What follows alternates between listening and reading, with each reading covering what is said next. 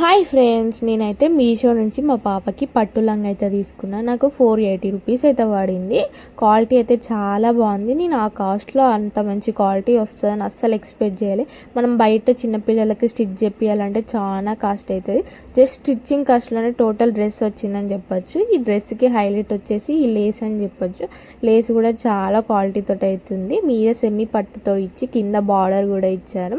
లోపల cotton lining అయితే provide చేశారు. మనం పిల్లలకి రోజంతా వేసినా ఎలాంటి చిరాకు లేకుండా అయితే ఉంచుకుంటారు. నేనైతే వాష్ చేసినాకనే రివ్యూ అయితే ఇస్తున్నా.